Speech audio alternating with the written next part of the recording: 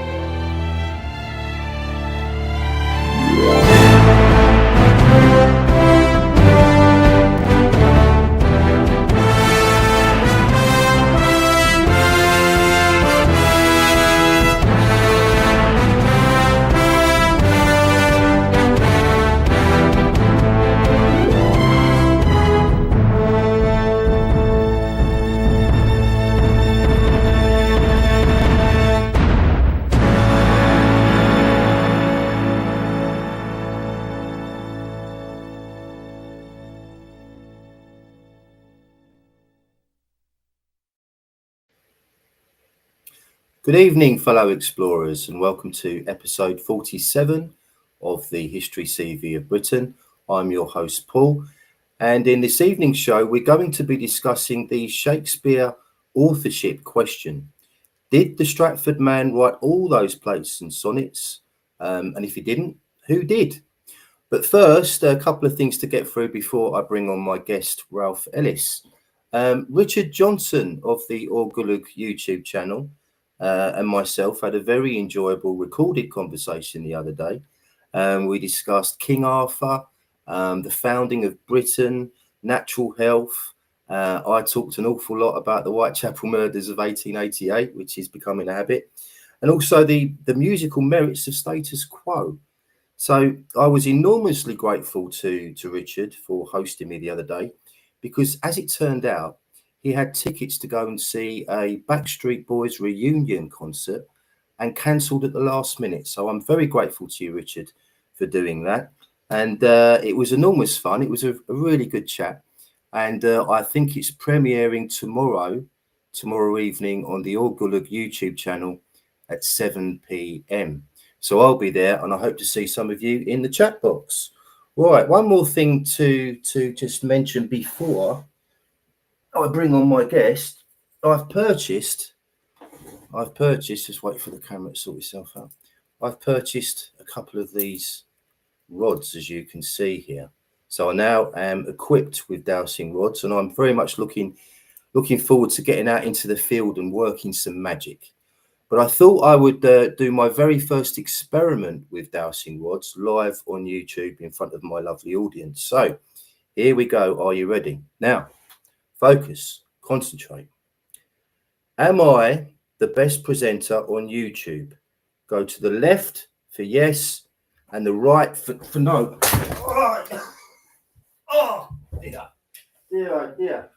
Oh, well, what a load of old rubbish, eh? As I suspected. That's that. I might be bothering me that again. Right. Okay, let's see. Oh, that really hurt. Let's see who's in the chat box this evening. Don't be shy. Come and say hello, everyone. We've got Marshall with us. Good to see you, Marshall, as always. I hope you're very well. Merlin's boy, who's making great strides with dowsing. He's asking Marshall about a Hoover, I believe. I won't ask any questions.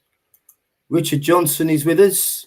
Hello, looking forward to learning about this Shakespeare fella. Never heard of him before. Yes, quite. We've got David J.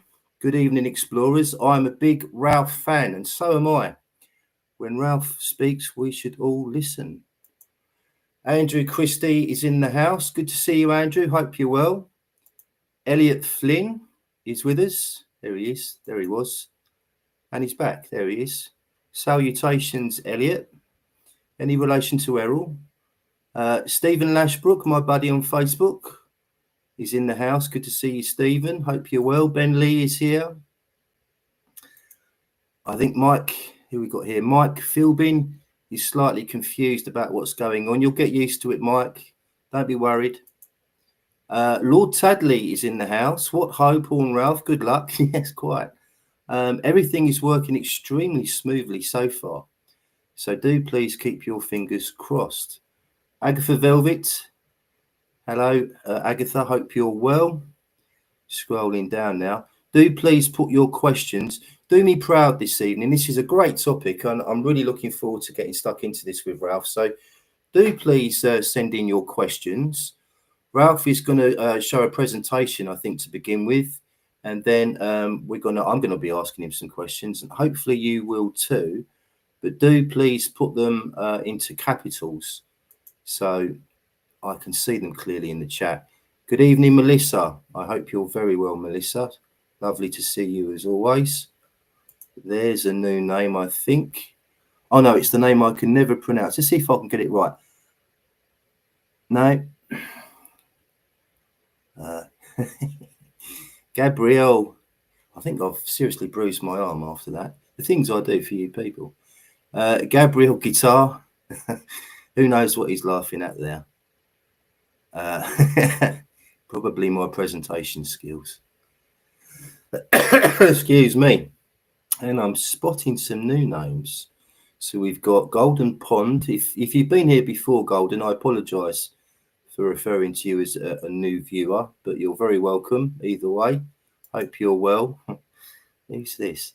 Mega Shazzy. What a good name. Hi all, Mega Shazzy. Everyone seems to be having a laugh at the moment, which is nice. And we've got Byron Duckfield. Now, Byron, I think, if I remember rightly, Byron is an admin for the Britain's Hidden History channel on Facebook anyway. So you're very welcome, Byron. It's nice to see you. What you say is here as well. Lots of people turning up in the chat. This is really good news. Thank you all for joining. Right, I'll get on with it now, shall I? Okay, so let's just get rid of that chat for a moment.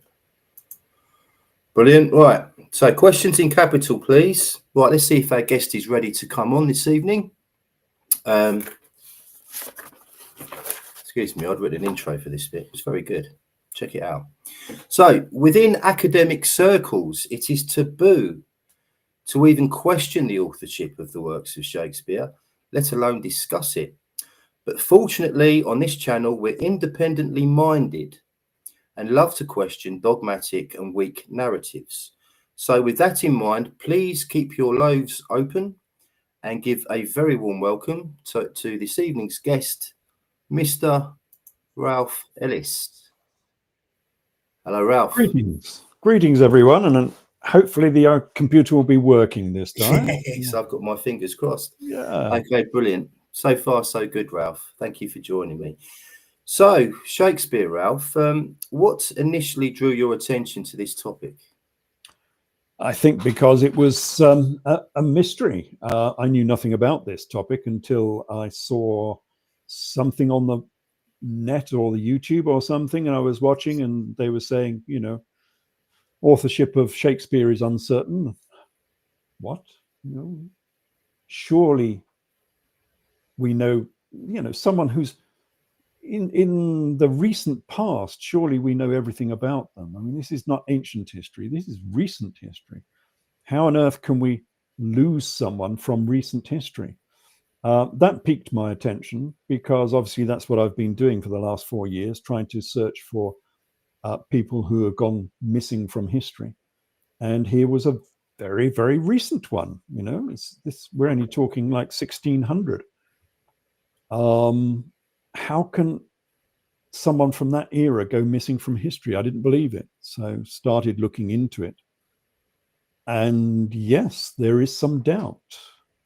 And there's been some doubt for a long, long time. I mean, for a couple of 100 years, people have had doubts about the Stratford man, I will call him, actually being the author of Shakespeare. Now, obviously, there was a Shakespeare. There was someone who created these sonnets and plays and whatever. But perhaps the guy has been misidentified. That was interesting because, as I say, this is what I've been doing for 40 years. And the method of finding the true Shakespeare is pretty much what I've been doing. You find sufficient pointers all pointing at one person, not a single pointer, not a change of name, not one or two pointers. But in the case of this particular chap, we're talking dozens of pointers. I did see one book called 100 Reasons Why. Now, some of those reasons were a little bit weak, but nevertheless, they'd stretched it out to 100 reasons why it should be this other person who wrote the works of Shakespeare. And, you know, if we can lose someone like Shakespeare from real history, no wonder we can lose the other people I've been researching, you know, all of the first century, all of the King Arthurs. Absolutely, we can lose King Arthur from history if we can lose Shakespeare from history. So that was really interesting, and that got me into this. And many other people have done this, of course. So the first person, of course, I was just going to do a quick screen share and bring this chappie up. Yep. Oh, hold on. Are we ready? We're ready. If you send it across. Okay, sending across. And it's on screen. There we go. So if I make that bigger, that stretches it out a little bit, doesn't it? Yes. Yeah, so this is the first person really who discovered this alternate identity, Thomas Looney. So this is fairly recent. I mean, in terms of discoveries of ancient history, as it were, this is quite recent, 1920. Thomas Looney, unfortunate name because that got him a lot of flack, people not believing not believing his research because of a name. Yeah. But just before you go on, Ralph, can I just ask the audience very quickly? We were talking offline, and I seem to remember that Thomas Looney was the guy that may have been the first person to put forward Arthur ap Murig as King Arthur. So is there anyone in the chat that can either confirm that or say that I'm completely wrong? Because I seem to remember that Looney was the name. I'm sure of it. But anyway, sorry to interrupt you, Ralph. We've lost your presentation, by the way. So that's all right. Yeah, since we were chatting, I just knocked it off. Okay. So yeah, that's why I got into this, and it's a jolly interesting topic, and there's a really good film on it, which we will look at the end of this. Yes. Which I will recommend to people. Yes. Okay. Shall we have a look at your yeah, we can jump into the presentation if yeah, we shall do that next. So let's share screen again and come up with a window. That one sharing now. And there we are. There we are. Yeah, you see, it doesn't come up with a green border. When I do this on Zoom, it comes up with a nice green border around the window you're sharing, so you know what you're doing. Anyway, we can see that now. So what are the reasons why we might think that the Stratford man is not the author of the Shakespearean plays? Well, the first reason here, as you can see, is that he has the wrong name. So the original name, this comes from the Sonnets, which is pretty much, I think, the first to be printed of the Shakespearean works. It has a hyphenated name, Shakespeare's. And that's important on a couple of reasons. But for one reason is that if someone was using a pseudonym in the Elizabethan era, they often hyphenated the pseudonym. So we have a possible pseudonym here because it is now hyphenated. It is not Shakespeare at all.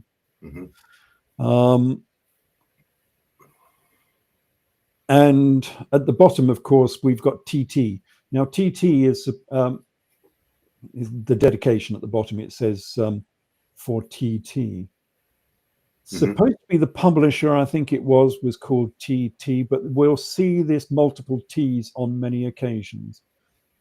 Nobody has fully worked out what these T's mean, but it was obviously something important. They were leaving things in code for people to understand. This is one of the codes, and there are various ways of looking at these codes. But anyway, it is for TT. The the next reason to doubt the authorship was that Shakespeare could not write, which is always pretty bad for an author, really, if you can't even write. These are the Shakespearean signatures. Now, the peculiar thing with Shakespeare, of course, is there are no manuscripts and no letters in the handwriting of Shakespeare. He has left nothing written to history, which is odd. This is supposed to be the bard, England's greatest author, and there is no manuscript in the hand of William Shakespeare. What we have sorry, Ralph, can I just interrupt very quickly to ask you a quick question? Have these signatures been analysed to see if they were written by the same hand? Yes and no, because they are significantly different. There is a progression, as it were, an evolution in these signatures. But the important thing is, whoever wrote these signatures could not write. These are not from the hand of a fluent author or writer. They are from someone who was struggling to put pen to paper. These are all signatures on like legal documents and so on. That's why we just have the signatures and nothing written by the hand of Shakespeare. Things like the will, he didn't write it himself. It's all written by some sort of lawyer or whatever. So William Shakespeare apparently could not write and has not written because we have nothing by his hand. That's peculiar, because we have, lots of letters and documents and plays written by some of the other playwrights of the era. They're fairly common. We have lots of them. But from Shakespeare, no. Sorry, I should say the Stratford man. No. So yeah, that is an oddity.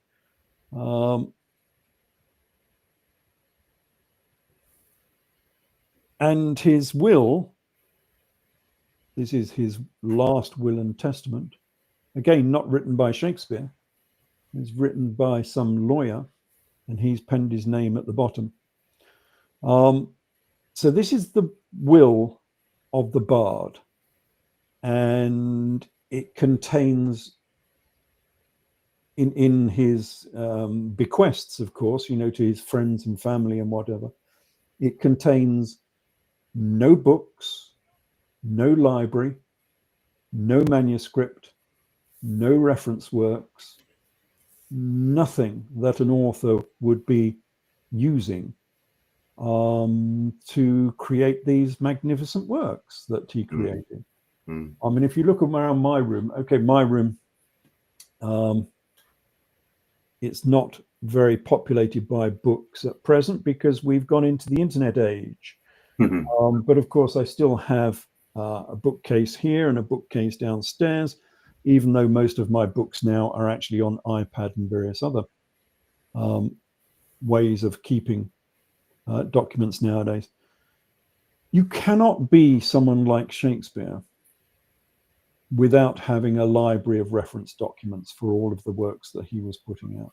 Yes. It's just unbelievable. So that's been an oddity. The one thing that everyone says that stands out on on his will is he did bequeath his second best bed. So we're coming down to individual chattels that he was disposing to his friends and family, including his bed, but not his manuscripts, not his reference works, not his library. That's odd. So the Stratford man, anyone who's been into Shakespeare will know these enormous great biographies we have of Shakespeare. William Shakespeare, the life of, big, thick, hardback books on Shakespeare, which contain nothing. So you've got page after page after page of maybe, could have been, might have been, we think was. Everything is conjecture throughout all of those biographies. And this is one of the conjectures. This was the school that the Stratford man went to, except that it wasn't, of course, because we have no mention of Stratford being at this school. The school records are not there for this era. So we have no evidence that the Stratford man went to this school at all. It's presumed because he was educated. Obviously, the person who wrote these plays must have been highly educated. So he must have had a grammar school education, except we have no evidence of that. So this is the classroom and you can see the title. This is BBC News. Shakespeare's original classroom, in quotes, of course, because we don't know that. We don't know that at all. It's just a classroom in Stratford-on-Avon. And I don't want to get political, but do note, of course, the successive governments in Britain have managed to close down all of these grammar schools. Hence the dumbing down of subsequent generations, because the grammar schools were the best schools in the land. And so we had a policy where successive governments, started by the Labour Party, but continued by the Conservatives, they went around the whole of the country, identifying all of the best schools in Britain and closing them down. And then they wonder why standards have fallen. Yeah, sorry. That's a little bit of... It's a bugbear of mine, because I came through the grammar school system. And of course, they ended it. As soon as I came through, I was one of the last to come through. And they ended the grammar school system, which had been a part of Britain for 350 years. Wasn't that Margaret Thatcher, Ralph, that ended the grammar school system? No, it started under Labour, and then Thatcher continued it. And I've got no idea why she would want to continue. It's quite surprising. Yeah, because you would have thought it would go against everything that... She was a grammar school girl as well. Yeah. And so were all the Labour people who actually ended the grammar schools. They were all grammar school kids themselves, and they ended the system that they came through. It was like pulling up the ladder behind them, having got this good education. They didn't want anyone else to have a good education. Yeah. Anyway, that's all very political, but I do lament the demise of the grammar school. Anyway, so why is this important? Well, yes, the Shakespeare man, whoever Shakespeare was, must have had a very good education, an education in foreign languages, in Latin, in Greek, a legal education, because a lot of these plays have legal arguments and so on in it. It must have been to Italy and been inculcated with Italian culture, because that's a part of these plays. And yet the Stratford man, we have no evidence that he ever had a good education. Then we have things like William Camden's Britannica, who does not mention a famous playwright in Stratford-on-Avon. So yes, he was a historian, wasn't he? Yeah, so this is a tour around Britain, around the towns, the cities, the monuments of Britain, and it's from that era, of course. And he obviously visits Stratford-on-Avon and takes a quick tour around the town, and doesn't mention that there was a famous author or playwright from that town, which is odd. Some people say, well, he, the Shakespeare man was in London at the time, and therefore perhaps he wasn't known in Stratford-on-Avon. He wasn't famous enough. But it's odd that he doesn't appear in this tour of Britannia, which was written at the time. I was just looking for a date on that. I can't see. Oh, down the bottom, MDCC. So 15, 16, 17, 22. Mm-hmm. So that's 100 years after his death, and they still didn't know that there was a Shakespeare there, unless that's a second edition. So we don't know when the first edition was made. Anyway, so that's interesting. This is one of the things with the Shakespeare, is that Shakespeare is missing from a lot of the records where you think he ought to be there.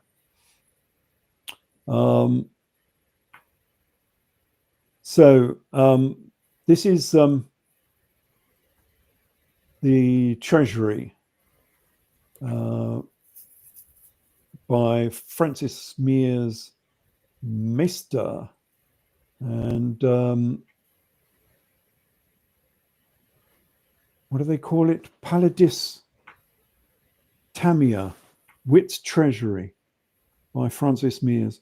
And it just lists all of the playwrights, the comedians, the tragedians, all of the famous playwrights of the era. And but he is mentioning Shakespeare as a playwright of comedy and tragedy, but nothing else. So there is a mention of a Shakespeare in this particular book. This is 1598. So this would be pretty much at the height, I suppose, of Shakespeare's popularity, I suppose, early popularity. But the main ones mentioned are Marlowe and Kidd and Lodge and Peels, Horton and Porter and so on, Lilly and Nash. And Shakespeare is a bit of an afterthought in that particular book. And we have the diary of Philip Henslowe, who doesn't mention Shakespeare. Now, this is an accounting record of the playwrights and the theatres of London. Now, it's claimed, of course, from this one that Henslowe was actually recording different theatres to the ones that Shakespeare would have been working in, and therefore that's why he doesn't appear in this book. But there is no equivalent book from the theatres that Shakespeare was associated with where he should have been mentioned, because all of the other playwrights, of course, are mentioned by Henslowe. So there is a dearth of information. And then we come to, this is the sonnets. So this, I think the sonnets was the first publication by Shakespeare. And the sonnets are odd because it's not a play, it's a whole series of little sonnets, basically. Yeah. And it was dedicated to, well, the first thing about it is it says here, the sonnets.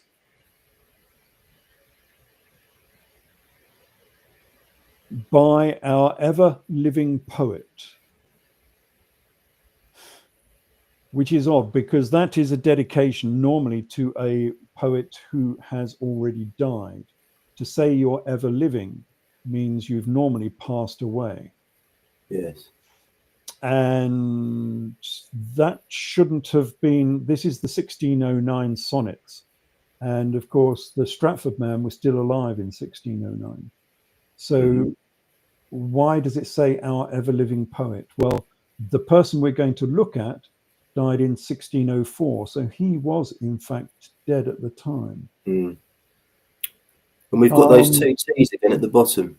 And we've got the two T's. Again, this is said to be the publisher, but we'll see these T's all over the place. So I'm not entirely sure that that is the publisher. I think that means something else. Okay. We've got the double T at the bottom. But the other really odd thing about the sonnets is that they were dedicated and they were about this guy, who is the Earl of Southampton. He's got an odd name, Wriothesley. I don't know where that name comes from, actually. I Strange, should look that up. Rio. So he's the Earl of Southampton, obviously a very, very important guy. And why was the Stratford man, who was a glover from Stratford-on-Avon, of no aristocracy whatsoever, he was a total commoner, why was the Stratford man writing sonnets to and about the Earl of Southampton, who was one of the most important and powerful earls in the country? All of these things are very odd. And the reason that is given, obviously by Thomas Looney and others who have followed this, is that the person we're going to look at, who is probably the real Shakespeare, lived in the same house as this guy. They grew up together in the same house because they were both wards of court, they called them. They were earls who had lost their parents and therefore were orphaned and were taken in by the monarchy, by Elizabeth I. Now, Elizabeth I obviously wasn't going to look after these orphans, but she farmed it out to the Cecils, and who was her chief advisor, I suppose, like her prime minister sort of thing. And he looked after them. And they all lived in the same house, including this chap, the Earl of Southampton, and the other chap who we think might have been the original author of Shakespearean works. So yes, that's interesting. We have a direct connection, and this is why Looney was making these connections with this particular chap, because this is just one of many reasons why this person we're going to look at was probably the real Shakespeare.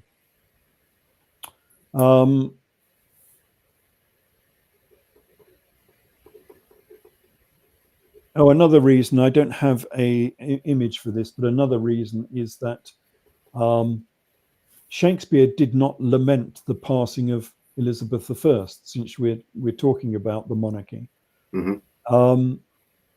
Now, Elizabeth I was the patron of Shakespeare, and yet Shakespeare does not lament the death of Elizabeth I, who died in 1603. But the other person we're going to look at died in 1604, so he was ill in 1603. He was not writing in 1603. So it's not surprising that he did not lament the passing of Elizabeth I, even though he had been a favorite of Elizabeth I. So yes, these royal connections are going to become important later, because obviously the Stratford man has no royal connections. Other things about the Stratford man, there are many records of the Stratford man being in London. So this guy was known, this glover from, and grain merchant and glover from Stratford-on-Avon was known. We have records about him, but they're mainly court orders regarding his many debts. So no plays, no manuscripts, but yes, we have court orders about his debts. And he was an actor, wasn't he? So he was recorded. He was recorded as an actor, so he was a jobbing actor as well. Obviously an interest of his. He did actually act in plays, and that's obviously how he became associated with the acting profession and with Shakespearean history. But there is a big doubt that he ever wrote anything, because as we've seen, he couldn't apparently write. He had trouble signing his own signature. And not only he had trouble signing his signature, but so did his daughters. So this is the signature of his daughter. Now, where it says Shakespeare at the bottom, that is the lawyer who has written Shakespeare at the bottom. The signature of his daughter is this at the left-hand side, known as the pigtail, which is the mark of Shakespeare's daughter, because Shakespeare's daughter was illiterate and could not write. That is peculiar. I mean, Yes. I've been looking into the family tree of Shakespeare, and basically it goes like this, Ralph. Illiterate, illiterate, greatest writer in the history of the world. Illiterate, illiterate. It is a bit odd, isn't it? It is a bit odd. I mean, the bard couldn't even teach his daughters how to write. It doesn't sort of ring true, does it? No. And then what do we have here? We have select observations on English bodies. Oh yes, this is this is John Hall, a physician who was the son-in-law of the Stratford man, married to Susanna Shakespeare. And he wrote a book. So he was obviously literate. He wrote a book on medicine because he was a doctor. And he detailed many of the patients that he worked on. And do we have... No, we don't have the page from it. But anyway, one of the pages is case number observation 22, date 1614 to 1615. So this is within the life of the Stratford man, if I remember correctly. He died in 1616, I think, if I remember. Yes, he did. Oh, you'll like this. He was being treated for Tartarian fever. I know a few people on YouTube who need that treatment. Yeah. I'm just wondering what that is. But anyway, yeah. He must have been surfing the internet too much or something. Yeah. But anyway, he notes that this patient was an excellent poet. So yes, Mr. Drayton was an excellent poet, but he doesn't mention that his father-in-law was the most famous poet in the whole of the land. So he doesn't mention his father-in-law at all. And now this is claimed, of course, that this is a medical book, not a not a commentary on Stratford on Avon or something of that nature. But nevertheless, it's odd that he doesn't mention that his father-in-law is one of the most famous poets in the whole of the land.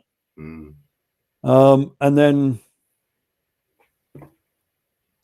we have the Antiquities of Warwickshire. They did write quite a lot of very interesting books back in the day.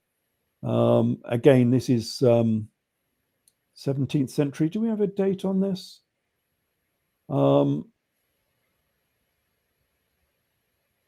No, I can't see a date on it. If anyone else can. There you go, 1656. So this is 40 years after the death of the Stratford man. And he wrote the Antiquities of Warwickshire. So he's going around all of the towns and the villages of Warwickshire, just telling us all about the wonderful things you can find and see in Warwickshire. And one of the things you can find in Warwickshire was the tomb, or sort of like mausoleum, I suppose, of William Shakespeare. And this is it. This is by, this is Dugdale, isn't it, wrote this. Have I got a mention of this? Yeah, this is Dugdale. Is it on there? Yeah, there we go. William Dugdale, who wrote this. And he sketched lots of little sketches in this book of the Antiquities of Warwickshire. And this is the memorial in the church in Stratford on Avon to William Shakespeare. And this was the initial sketch, which became an engraving. And this is the engraving. And what do we see on this? The trouble is, he's not pictured as an author. He is actually pictured as a wool merchant. Oh dear. And You can see he's holding a woolsack. Yeah. So this is the Stratford man, the very famous Stratford man, is holding a woolsack. And we've got two engravings of this, so everyone must have known about this. And in both of them, he is holding a woolsack. And we know these are woolsacks because they used to use these, up until the 19th century. These are woolsacks, and you can see they've got the typical pig's ears on the end of them, so you can actually hold them and carry them. Yeah. And that's exactly what he's holding on to. So the Stratford man was known as a wool trader, not as an author. And this was awkward. So when they got to the 18th century, they changed it and they turned it into what we see today, which is him holding a manuscript in a pen. So it's the same monument to the Stratford man, but that's not what it was originally. Originally, he was holding a woolsack. So why was the most famous playwright and poet holding a woolsack and not a quill, as he does today? It sort of suggests that maybe we've got the wrong person. And I think, having looked at all of the evidence, I think we have got the wrong person. And the final one, we don't have a picture for this one, I don't think. The Stratford man was given £1,000 a year by Elizabeth I. Now, this has come up fairly recently. This has only come up in the last 20, 30 years, that someone found a document from Elizabeth I giving Shakespeare £1,000 a year. Now, £1,000 a year is an absolute fortune. Yes. Yeah. You can imagine. Yeah. An earl, so one of the most powerful people in Britain, might earn £5,000 a year. And Elizabeth I was giving £1,000 a year to Shakespeare. The Stratford man has no record. He was always in debt. Well, what we have from his records in London is the series of debts that he was leaving all over London, which were normally petty debts. When we're not talking big debts, we're talking pounds here and pounds there. So what happened to this £1,000 a year by Elizabeth I? Money was just slipping through his fingers like no one's business. Slipping through his woolsacks. Yeah.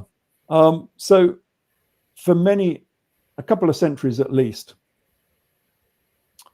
there's been doubt over the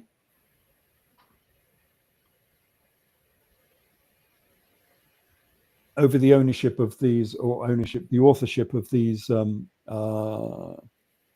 plays and this poetry, and so people have been looking for an alternative. And of course, you know the popular alternatives we have. People like Bacon and so on. People have said, yeah, it's got to be Bacon. He suits that position much more closely than the Stratford man does. And there are many reasons why people would think Francis Bacon is the real author of Shakespearean poetry, because at least he is highly educated. That this person would be capable of putting these very complex plays together, with all of their references to international politics and trade and the monarchy and the court and everything. It's the sort of environment where someone like Francis Bacon might have moved and understood, whereas the Stratford man most definitely didn't. So how could he have written these wonderful plays? This is what it says on the bottom of. So again, if we look at this monument in the church in Stratford-on-Avon, we have this little dedication at the bottom, and this is just blown up. It's not a very good copy, but anyway, The interesting thing at the bottom of here is we get the double T's again. Yes. So it's pretty obvious that someone has organized the dedication here. So we end up with TT and TT at the bottom. And that's his death, 1616 for the Stratford man, which is correct as far as we know. He died in 1616. So why the double T's or the quadruple T's?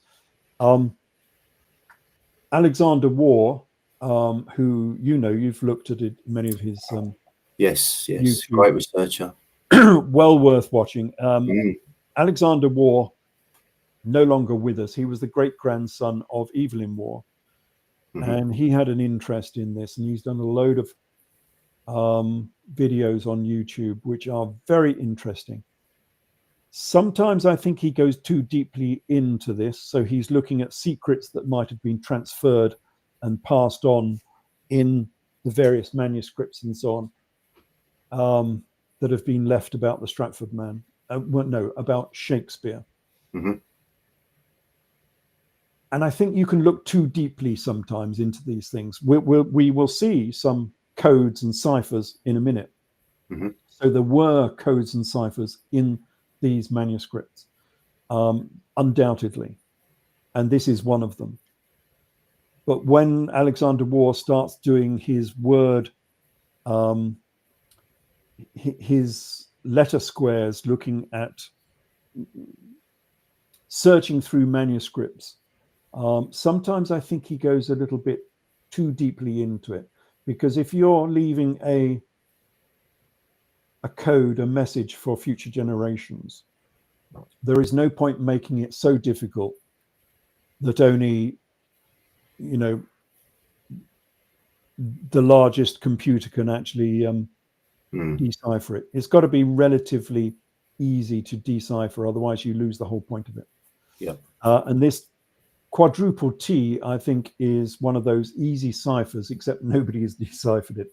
Alexander Waugh thought it meant 4 T's, which can be read as a number 40. And so he was looking at the number 40 in many of the manuscripts by Shakespeare to see where the number 40 fitted into this. It may well be number 40, but it might also be 2 T's, because 2 T's was the motto of this man we're going to look at in a minute. So it might be just that simple. It might be just this guy's motto. So anyway, we will look at that in a minute. This bit at the top, I thought this was very good. This was deciphered by Alexander Waugh. I don't know if anyone has deciphered this before him, but I think this was fairly conclusive that he got this right. Okay. We've got a series of ancient poets here on the top. There's one, Socrates, obviously, Mariner, Merit, and Olympus. And these are ancient poets who were being compared with Elizabethan poets. And these are the poets in Poets' Corner in Westminster Abbey. Westminster Abbey, yeah. And you can find those 4 poets here on Poets' Corner, all in a row, the same as we have here in the Stratford man's dedication. And that was very interesting, that someone has obviously done that on purpose. They've taken the poets from Poets' Corner in Westminster Abbey and actually put them onto the dedication there for the Stratford man. So yeah, that was very interesting. And that is relatively, I think, ancient, because Dugdale has the same dedication here. So I'm not sure when this is a later engraving from the 18th century, but nevertheless, they have the same dedication here. Not the full dedication, but just, the first 2 lines of it. So it's been up there for a while. And this is the because it's Poets' Corner, of course. This is Shakespeare in Poets' Corner in Westminster Abbey. So, and again, this is later. This was put up in the 18th century.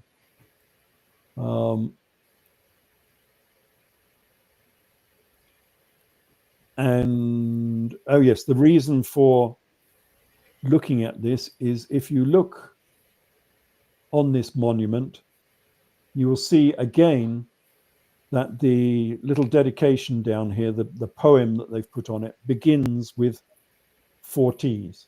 Huh. T, T, T, T. They've started this little poem dedication on the Shakespeare monument with 4 T's.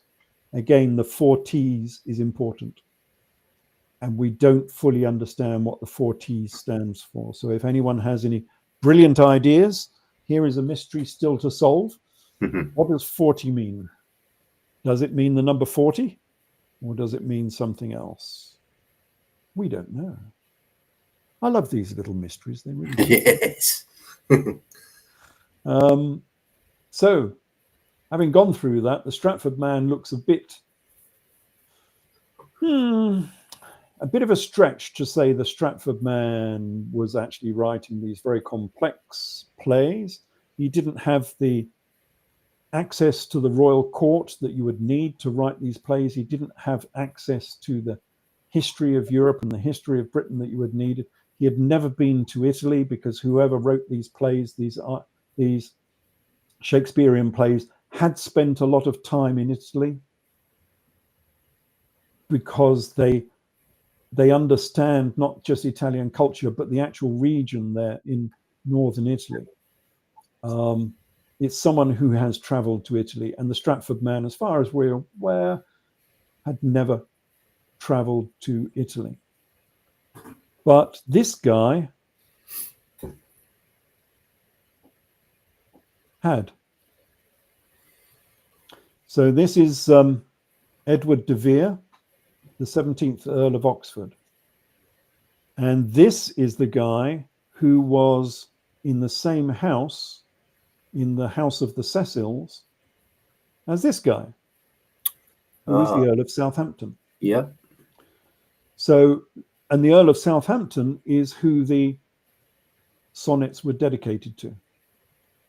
And Earl of Southampton lived with this guy in the same house when they were young. I think there's about 8 years between them or something. So the Earl of Southampton was the younger, and Edward de Vere was the elder. And they lived in the same house when they were youngsters until they came to their majority, they called them, I think, when he actually became old enough to actually look after his own estates and so on. Because Edward de Vere, 17th Earl of Oxford, was the richest man in the whole of Britain. Wow. So now we're jumping from, a mere Glover in Stratford-on-Avon to the power of the royal court, because Edward de Vere, richest man in Britain and a favourite and reported lover of Elizabeth I. Do you know, how did he become the richest man in Britain, Ralph? Do we know? I think mainly just through his estates. So in these days, the earls controlled their estates, and it was the income from those estates which gave them their wealth, and that was normally agricultural. He also tried to, a lot of them controlled monopolies. So if you could get a monopoly on salt, because there was no income tax back in these days. Yeah. This is pertinent because this is what Donald Trump is trying to do in America a bit more. Yeah. So it is pertinent to the modern world as well. How do you get income for a government, for a controlling authority? And obviously the controlling authority in this era was the monarchy, Elizabeth I, and then her earls underneath. And these were the people who controlled the country. How do they get their money? Obviously they need money for, maintaining the army and the roads and whatever else that they were actually paying for. apart from their own wealth and their own houses and so on. Well, they didn't have personal income taxes, so they did it on duties, import duties. Yep. So a lot of their wealth came through import duties. And if, as an earl, you could control the import on salt, maybe, or since we're up to 1575, goods coming in from the Americas, from the Caribbean, if you could control sugar or something, or tobacco or whatever, and you had the monopoly on that, then you could charge import duties. And that's how you collected your money. And then you would have money from your farms, of course, because you've got this big agricultural output of your farms, and you could control that as well and sell that on to the major towns and cities and whatever. So that's how you controlled your wealth. You needed land, and all of these earls had lots and lots of land, so you could have the agricultural output, and then you could control the trade routes and take your money from. It's what Rome used to do as well, really. A lot of Roman wealth was controlled by import duties. Tax the imports. In fact, we still have one from Palmyra, going back into my other work. Palmyra was a trade route out in Syria between Parthia and Rome. And they discovered this tariff chart. So someone in stone had carved the tariffs on all items going across the Syrian desert. Perhaps an ancestor of Trump. Yeah. And that's how they collected their wealth. It was just, so many shekels on each ton of whatever it was you were taking across the Syrian desert to go to the Roman Empire. And yeah, that's what Trump wanted to do. He wanted to get away from income taxes, which are an inefficient way of taxing the people, and put it onto import duties, because the Western world is being undercut by the Far East manufacture, because they have a much cheaper manufacturing base with cheaper workers, of course. Yeah. And it's very, very difficult to compete with a cheaper labor force continually without your own industries going bankrupt. And the way you solve that situation is to put import duties on the cheap goods to bring the prices up towards the sort of level where your workers can be competitive. And then you can run the government just off import duties, and you can actually end personal income taxes. Anyway, that's another bit of modern politics. So this is the guy who we think might be the real Shakespeare. And that might seem, to anyone who's not heard of the Oxford theory, it's known as. The people who follow this are Oxfordians. Yes. So you could say I'm an Oxfordian. Not a Stratfordian, I think would be the right way of saying that. No, the Stratfordians are the people who believe in the. Yes, but they're in oppositions to the Oxfordians. Yeah, yes, that's the point I was trying to make. Yeah. Yeah, indeed. So yes, the Orthodox will be the Stratfordians, and I'm an Oxfordian because I think this Earl of Oxford was the guy. Interestingly, this is you can see this on both of these. This is the Earl of Oxford. Sorry, this is the Earl of Southampton. This is Henry Wriothesley. Never quite sure how you pronounce that name, but anyway. Hold on, Ralph, because somebody in the chat has actually said how you pronounce the name. I've seen it somewhere. Bear with me 1 second. Well, I think the W is silent, because it's spelt with a W, but I think it's just Wriothesley, and the W is sort of silent, and you don't mention it. Okay, Marshall, if you're listening, can you confirm, please? Thank you. Sorry, Ralph, please carry on. If anyone wants to look at it, it's spelt Wriothesley, Wriothesley. Yeah. But I think the W is silent. Anyway, I'm not sure where that name comes from, but anyway, he was the Earl of Southampton. Very, very important Earl, of course. Southampton was a very rich region. But he also has a side lock, which I found interesting. Yes, good spot. Because this is pertinent to my other research, of course, because the people who had side locks of hair were the Egyptian priesthood and the Jewish priesthood, but this type of side lock is more Egyptian. Now, this is about the time when people were going out to those regions. You know, this is the first time that Europeans were hunting around in the sort of Egyptian region. And I'm wondering if there's some sort of fashion has come back from Egypt, because he's continuously pictured with an Egyptian side lock, and nobody has really explained why he should have a side lock of hair. So that's another mystery. I did try and tie this in to Egypt because, of course, you know, the 4 T's is the number 40, and the number 40 is pertinent to my Egyptian research, because the Great Pyramid is a 40 times copy of pi. And that's why the number 40 is so common within the Old Testament texts, you know, with all of the 40 years in the wilderness and the 40 days and nights in the wilderness. That's why that became very common. But I don't think they could have been measuring the Great Pyramid at that stage, because it wasn't uncovered until the time of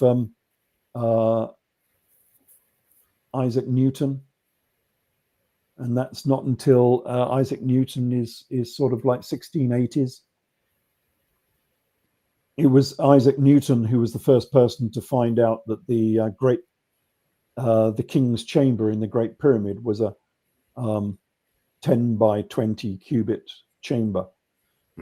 So later on, there were lots of people interested in Egypt, but I'm not sure about in this earlier era, because we're talking here in the 1570s, something of that nature. Just going back to that name, Ralph, sorry to interrupt. We have Marshall on the screen. She says it's pronounced Wrottesley, Rottsly, but we also have Dr. John Hart with us, and he has said you pronounce it Rose-Lee. Roseley. Yeah. It could be. Yeah. And a Risley as well. We've got a Risley from somebody else as well. So, yeah. Yeah. I've not actually looked up that name. I will have to see if I can find what the ancestry of that name is, because it's obviously an important name, because this is a very, very important person in Elizabethan England. The Rape of Lucrece. Yes, so we are looking at Edward de Vere, the 17th Earl of Oxford. So why would this person be more suitable as the author of Stratfordian poetry and all of the rest of it? Well, sorry, I'm just reading here on my little notes.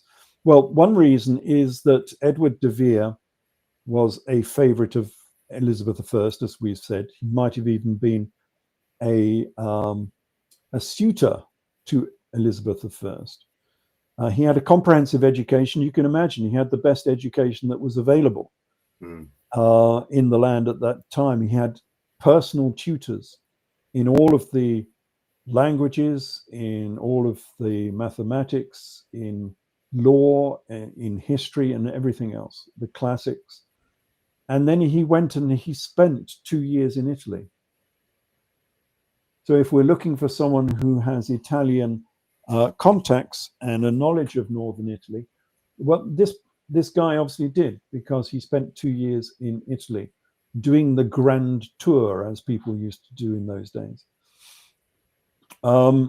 He was praised. This is Edward de Vere was actually praised by various people as being a fine poet. By Webb and Mears and Putnam, he was praised as being a fine poet in the court of Queen Elizabeth I. Do we have any of his published works at all? Do you know, Ralph? Yes, we do. Okay. And people have been looking at those, obviously, Yes. and comparing them. But Mm. his published works are all early as opposed to late. So we have this conundrum that when Edward de Vere stops writing, Shakespeare starts writing. Mm.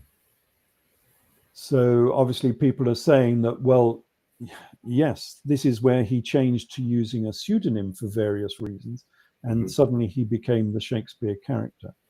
There are similarities apparently between the content and the style of these poems before and after. But yes, he had been lauded as a fine poet during the court of Queen Elizabeth. Shakespearean plays and sonnets are all about courtly life, and of course Edward de Vere was well acquainted with that. He was in the royal court all the time, and of course he knew the Earl of Southampton because he lived with the Earl of Southampton.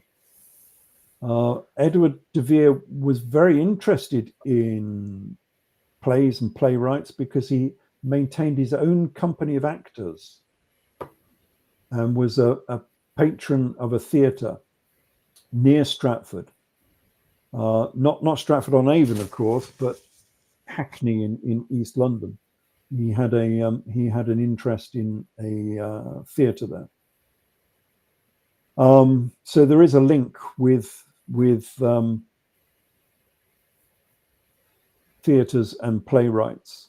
And then we come to this one, which is Rape of Lucrece.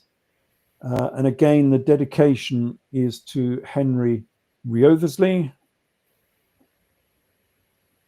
Let's just make that a little bit bigger.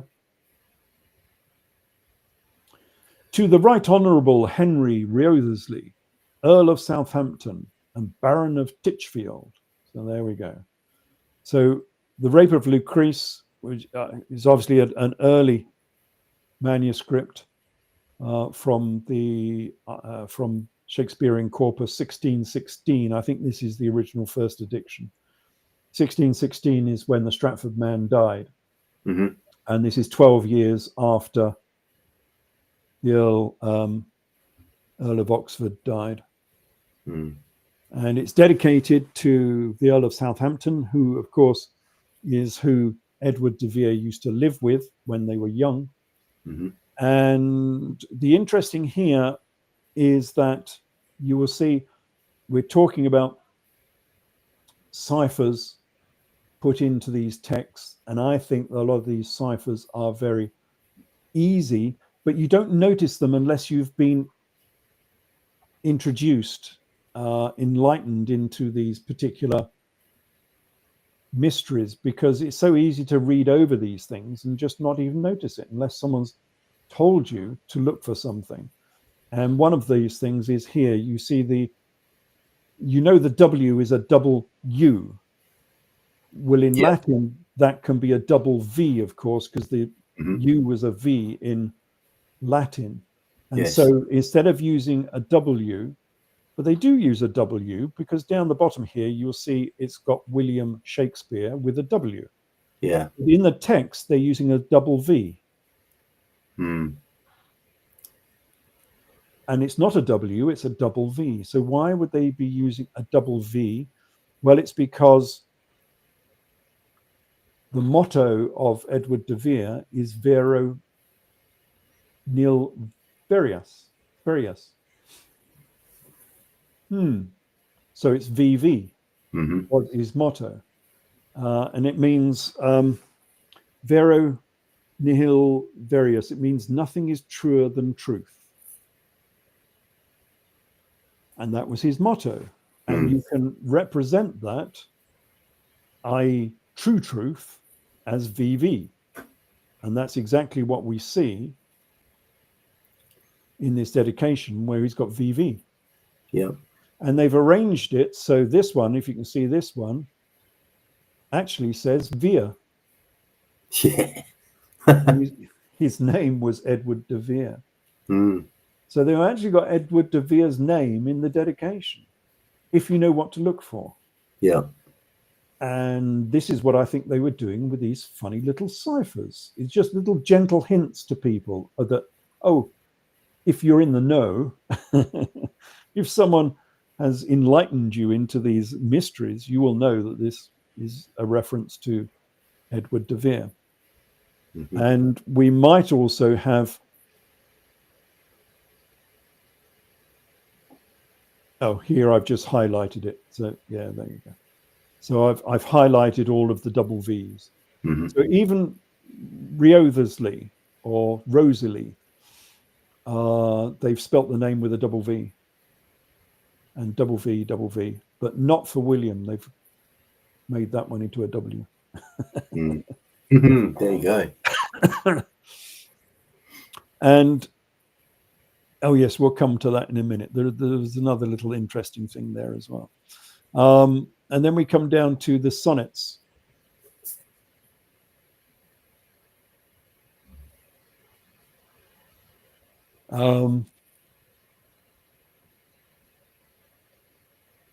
I think we've been through this before, haven't we? Wasn't that near the start of the presentation, I think? It was, yes. I'm just trying to think what we're looking at here. We've got the double T at the bottom. Yes, yeah.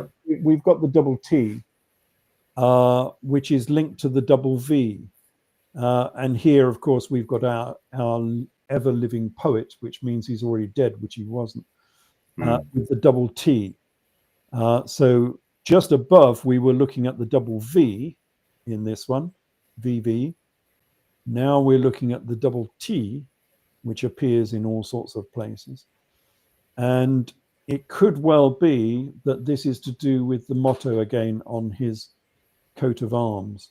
So it's Vero Verius, but if we look at that in English, it's truth and truth. TT. TT. So I'm just wondering, I mean, by far from being conclusive, I'm just wondering if the TT is actually referring to his motto on his coat of arms. So he can either use VV or TT as being a reference to Edward de Vere, the 17th Earl of Oxford. Mm-hmm. It's just a thought, because this is the sort of thing where they used to do this. And here's another one. This one's never been deciphered as well, because Alexander Waugh did a very complex analysis of this. This is the official signature of Edward Oxenford, he's calling himself here, Edward de Vere. And see the difference here between someone who can actually write. This is the signature of a literate man, and what we were seeing before for the Stratford man, who obviously couldn't write at all. People in this era obviously could write with very legible script, very fancy.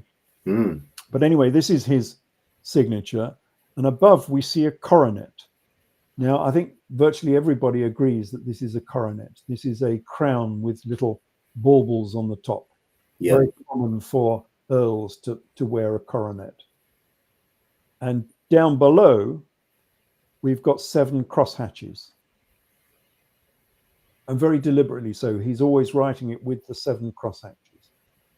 And I'm just thinking, because of his status within the royal court, because of his links to the royal family, because of his proximity to Elizabeth I, being her lover, perhaps, we don't know, that he was actually signing himself as Edward VII.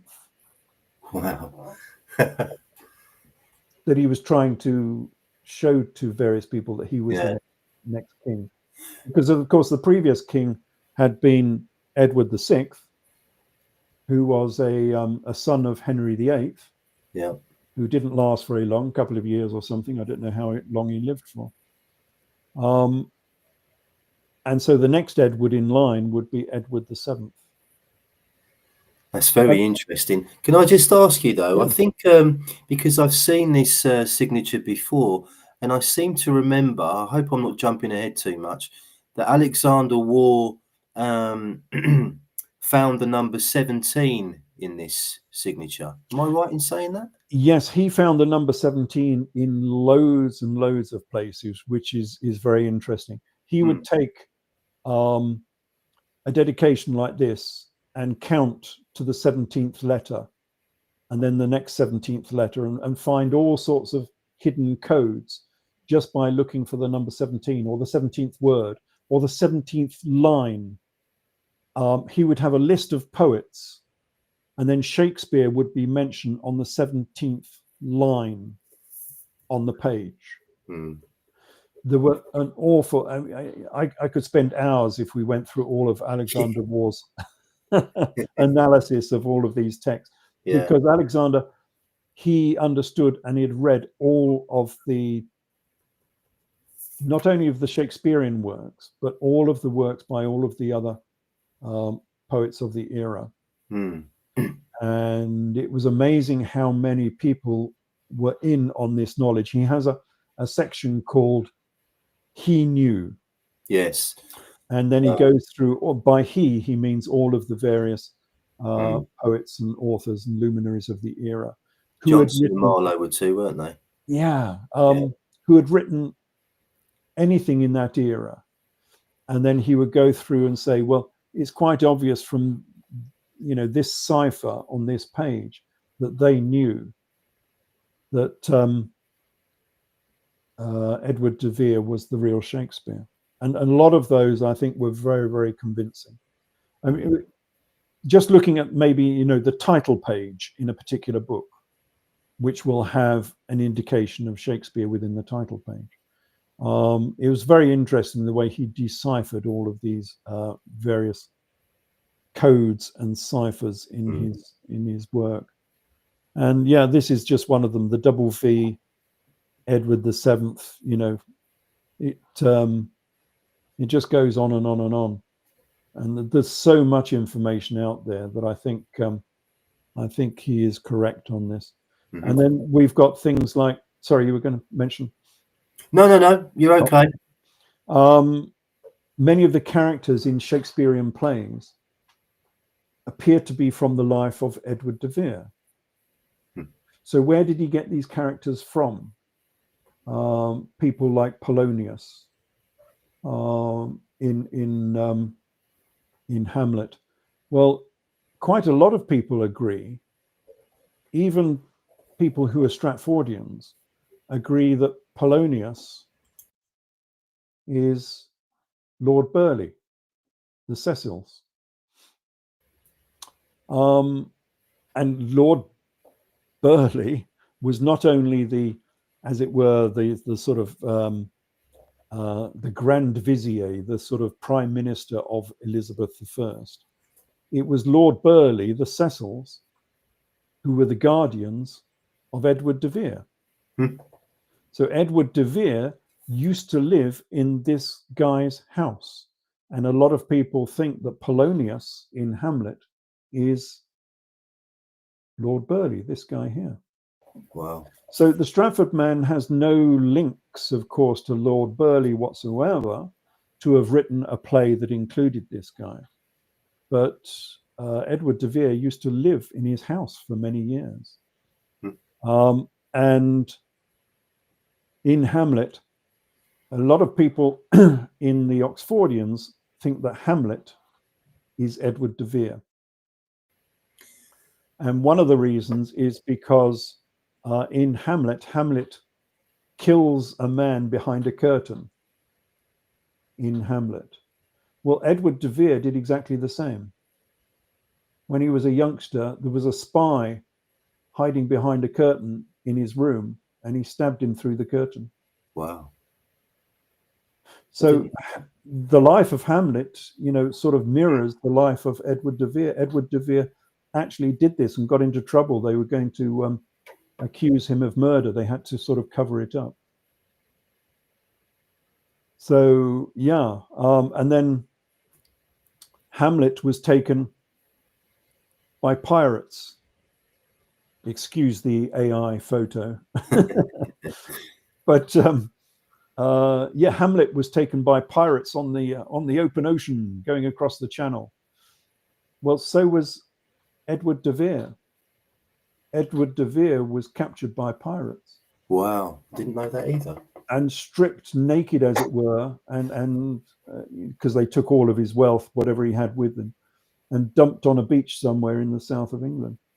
So it's as if he's writing about his own experiences, which people do, of course. Many people do include their own experiences in their works. You were going to add something. I heard a breath. Well, I was thinking, actually, I was going back to Hamlet, and I was thinking about, I was trying to remember, because I've never read Hamlet. I saw it once a long time ago, so I'm trying to recall the storyline, but I seem to remember there was something a bit odd going on between Hamlet and his mother. Am I right in saying that? Yes, I can't remember. Because there's been a theory about De Vere. Obviously, you mentioned about De Vere possibly being Hamlet, and there's been this theory about De Vere possibly being the son or the lover of Elizabeth I. Have you heard that one? Yes, yeah. What do you make of that connection? He was rumoured to be a lover of Elizabeth I, because he would have been a very virile youth. He was probably, I'm guessing, about 10 years younger than Elizabeth I. So when she was in her 30s, he would be a virile 20-year-old, and he was in the royal court, of course, all the time, because he was a ward of court. Yes, he would have met Elizabeth I on many occasions, and it's been rumoured, of course, that she had many a lover.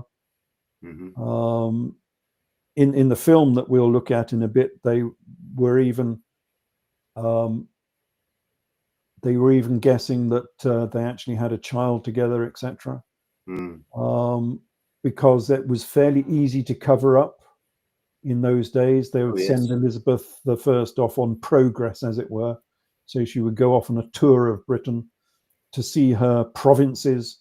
And of course, while she's on tour, nobody can see what's happening. So some would say, Ralph, that it's quite easy to cover up these days as well. Harry Hewitt, anyone? Excuse me. Whoops. Well, yes, there are rumours about Starmer, isn't there? So is there?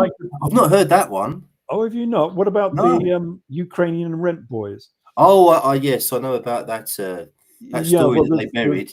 That there is a hot rumor that he has a illegitimate daughter, and there is a very hot rumor that these Ukrainian rent boys had a very close relationship, you might say, with them. Because why would a Ukrainian rent boy try to burn down his house and then burn his car, which he no longer owns? He hadn't owned that car for 18 months. So how would someone have known that that was an ex-car that he used to own and set fire to it? And then to a property which, again, he used to live there but didn't live there anymore. So two properties were attempted to be burnt down by these Ukrainian rent boys. And you think, that's strange, isn't it? Yeah, just a bit, yeah. And then the trial, these people are just sitting there. I don't know how they're doing this. They're sitting there on remand, as it were. And they've put the court case back until well into next year. So they delayed the court case by a year, which is also strange. So yeah, things do happen in the modern era. Oh yes. Yes. Yeah, I'm just waiting for all of that to come out, because I'm sure it will be juicy. Yes, hopefully before 29, the next election. Sorry for the digression, Ralph. Back to De Vere. That's all right. Going back to Shakespeare. Yes. Well, in a way, that's the nice thing about history, isn't it? Because history does repeat, or if, as you once said and someone else said, it rhymes at the very least. Yes, these things were happening in Elizabethan England. Yeah, they do happen in the modern world. Yes. And this is another piece of evidence. This This is the first folio, and we're going to look at this. We've got a couple of things about the first folio. And this is dedicated. So this came out in the 1620s, I think this was, 1623. So this would have come out after the death of the Stratford man. So 7 years after the death of the Stratford man and 19 years after the death of Edward de Vere. So this was posthumous. So people say that, you know, how was Edward de Vere still writing in the 1600s when he died in 1604? Well, the first folio was posthumous to both of these authors, both of these people, should I say. So yeah, this is nothing strange. These were just manuscripts that obviously someone found in the estate that they had left, and they published them after their death. But this is the first folio, and this is dedicated to the most noble and incomparable pair of brethren, William the Earl of Pembroke, Lord Chamberlain to the King's most excellent Majesty, and Philip, Earl of Montgomery, and gentleman of his Majesty's bedchamber, both knights of the noble order of the Garter, and on singular good lords, our singular good lords. So dedication here for Shakespeare's first folio to two very important people, two earls of Pembroke and Montgomery, who didn't actually live in Pembroke and Montgomery. Those of you from abroad who might not know, Pembroke and Montgomery are sort of one's in Wales and the other's on the Welsh borders, but they actually lived in Salisbury. So they're big houses in Salisbury. So these earls would have lands that were situated a long way away from where they were actually based on occasions.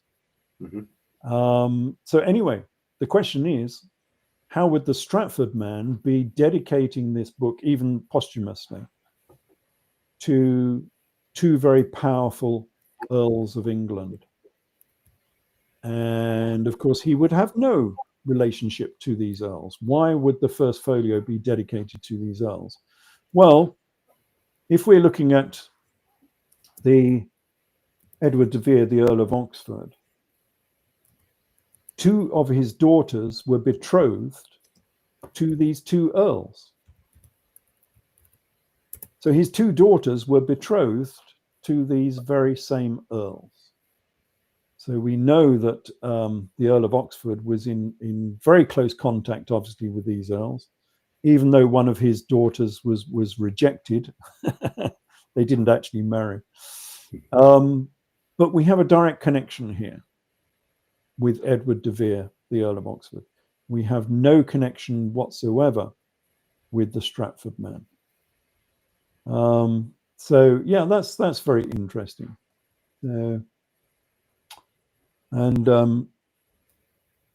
again in here, you'll see the double L and the double H. Yes. So this is not necessarily a big mystery, because double L is your lords. People say it means your lords, and there were two lords, of course. So we have received from your lords. And then double H is supposed to be, I think someone said your highnesses, but I think it's probably the Herberts, because these two earls were known, their proper surname was Herbert.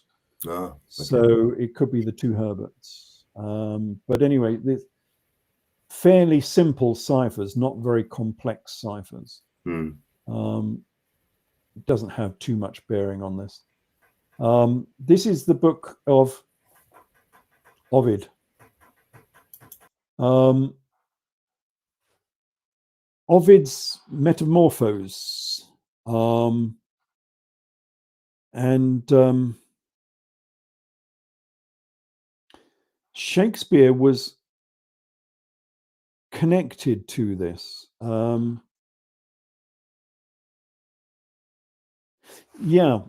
Because metamorphosis has been used in Shakespearean plays. So the author of Shakespearean works must have been fairly familiar with Ovid. And the question is, of course, how would the Stratford man have been acquainted with this particular book? Because it had only just been translated out of the Latin, as it says here, Latin into English by Arthur Golding, gentleman. Well, Arthur Golding was the uncle of Edward de Vere. And Edward de Vere assisted in the translation of Ovid. It was when he was growing up, he was doing that, I suppose, as a part of his education. So he was translating Ovid.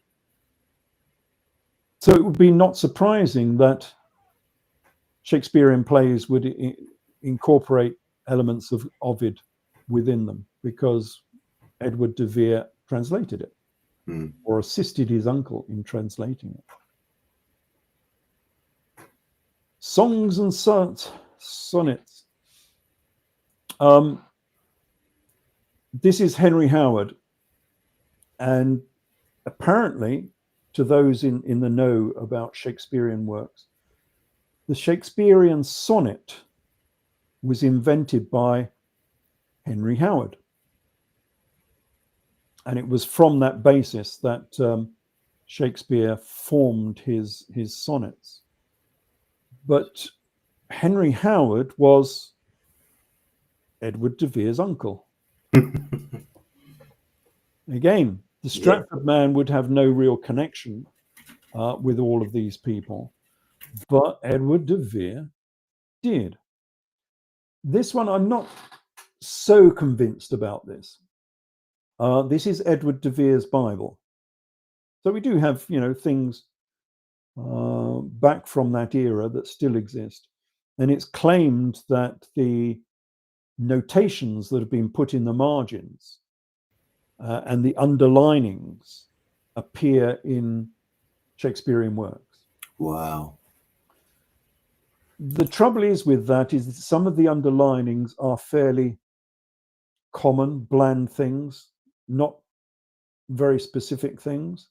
And so it's the sort of thing that many people might underline in their Bible. But it's interesting evidence nonetheless that there are quite a few underlinings which appear in Shakespearean works. Underlinings by Edward de Vere himself, which is interesting. Fascinating, yeah.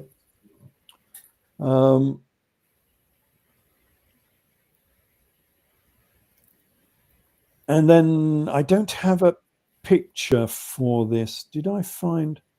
Because I was searching for it. No, I've just got a quote from this. We were talking before about Elizabeth I giving a stipend of £1,000 a year. Well, it's more than a stipend, isn't it? I think somebody said in the chat, Ralph, it's the equivalent of £1 million today. I think it would be more than that. That's what I thought, actually. But yeah, okay. Yeah. What they do is they tend to calculate this on gold price. But what I did, because I was doing the same when I was looking at the wealth of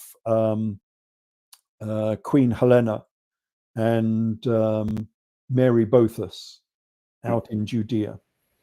Mary Bothus was the richest woman in the whole of the Near East in that era. And the question then is, how do you calculate their wealth? And they had calculated their wealth based on the value of gold. And I thought, well, no, that's the wrong way of calculating it, because gold is a mechanism of transfer. It is not wealth. Wealth is not gold. Wealth is production of goods. It's man's labor. And so the figure you want to be calculating is how much was a person paid in that era. not the value of gold, because the value of gold has reduced over the centuries. And if you calculate on a man's labor, say, a man was earning £1, I think it was almost about that actually, £1 a year for, a skilled worker or something, and you get £1,000, you're getting 1,000 laborers, skilled laborers worth for £1,000. And what would a skilled laborer be now? It would be something like 50,000. Maybe 100,000. We've just received an update from somebody in the chat box. AI says 1,000 is equal to 400 million. So that sounds that's to be more a bit like more accurate. Yeah. I think that might be over the top, actually. I think it might be somewhere in the middle. I'd still settle for that anyway. Yeah. Yes, we could do.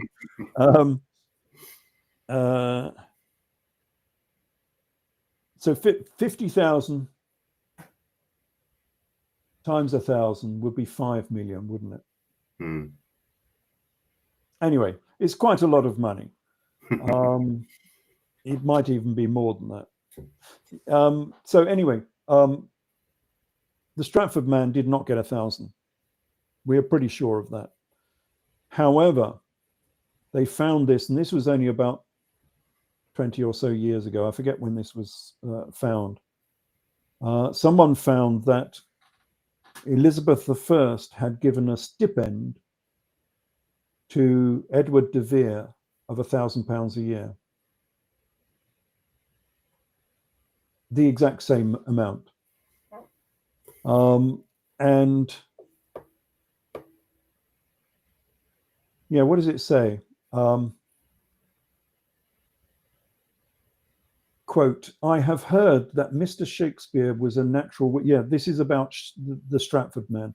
I have heard that Mr. Shakespeare was a natural wit without any art at all. He frequented the plays all his younger time, but in his elder days he lived at Stratford and supplied the stage with 2 plays every year.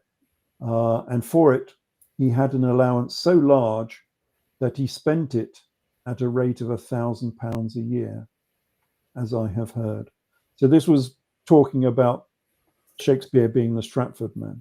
But there is no evidence that the Stratford man ever had that amount of money. Yeah. However, Edward de Vere did, and it was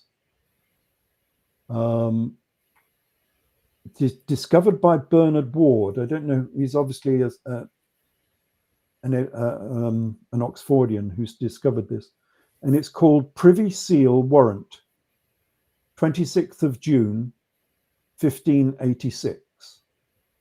So this is right in the time when Edward de Vere was at his peak, I suppose.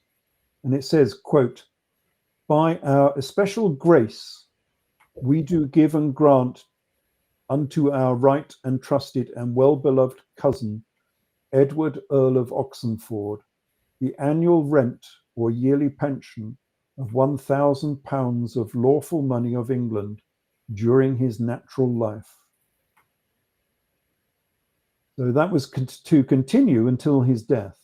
That was from 1586 all the way up to 1604. So he had that for like 18 years. That was a lot of money. And you would have known about that if the Stratford man had £1,000 a year for all that amount of time, and he died in 1616. He would have been the richest man in the whole of Warwickshire, I think, with that sort of income. But anyway, yes, Edward de Vere did get £1,000 a year from Elizabeth I. And Hampton Court, where he used to put on these plays, was known as the Avon. And this was discovered by Alexander Waugh, this one. And that's interesting. So when he's talking about the sweet swan of Avon, well, Avon could well be Hampton Court, which is the big royal court on the Thames. Well, the first thing that comes to mind there is the River Avon in Stratford. Yeah, of course, that's what everyone thinks. The Sweet Swan of Avon is supposed to be Stratford on Avon, but Hampton Court was also called Avon. It comes from the Roman fort there called Avon, meaning near the river. Yes, I think in Old Welsh, Avon just means river, doesn't it? Yes. Yeah. And this was confirmed that was the name of Hampton Court. And of course, Edward de Vere used to do plays at Hampton Court. Wow. So again, there's lots of crossover between these two people. This picture that's come up here, this is Edward de Vere's house in London. He obviously had many properties, but this was his property in Hackney in North London before Hackney became overpopulated, you might say. It used to be out in the countryside. Yeah, he had several acres here, so I mean, this would be hugely valuable today. Of course, Anne Boleyn, her castle was what is now East Ham, which was the old West Ham football stadium, which is why it was called the Boleyn Ground. Oh, right. So she had her castle there in basically in the middle of East London. Yeah, because she came from Hever Castle, of course, down in Kent, but she obviously had a North London residence as well. As these earls often did, they had multiple houses around the country, which probably stood idle for much of the year. This was his house in North London. So, and it's interesting that we've got, images of these places. I mean, this was 1642, so this engraving was 1642. So this is only like 38 years after his death, and it was still there. And this is the courtyard inside it. Interesting that we actually have images. And then later it was converted. So this is the house when it was taken over by another family, and then it became a mental asylum. So, yeah, Shakespeare became a mental asylum, and his true identity was found by Thomas Looney. So, there you go. This is Hampton Court. Hampton Court is still there. So again, this is one of the places that you can go and see if anyone's looking from America. It's the great palace of Henry VIII, with, of course, additions by later monarchs as well on the back end of it. So this is you're talking about Anne Boleyn. This is Anne Boleyn's gateway in Hampton Court. So there you go, a little bit of history. And then we come to Greek history. Yes. Because his name was Shakespeare's. And Athena was the spear shaker. So we were talking about whether this name happens to be a pseudonym. Now, Shakespeare, although he spelt his name differently in every signature, is a real name, obviously, of people. There are a couple of Shakespeares in history, unimportant people. But Shake-Spear is the spear shaker, who we know to be Athena. So if you were making up a pseudonym, why would you call yourself Shakespeare? Well, because you might want to be associated with Athena, the spear shaker. And why would you want to do that? Well, this is Athena, and you can see her with her helmet here. She holds a spear. She was the goddess of wisdom, but she was also martial in some respects, hence she's the spear shaker. Pallas Athena, and they've built, she comes, of course, from the Parthenon. That's her most famous location, and this is the Parthenon in Greece. Well, actually, it's not. This is this is the Parthenon in Nashville, Tennessee. Yeah. So if anyone wants to see what the Parthenon looked like, this is it. They rebuilt it in Nashville, Tennessee, full scale. So it's the same size as the original, but made in concrete, not made in marble. It's not quite so grand. as the Greek version. And they've actually put Athena inside it. So here's Athena.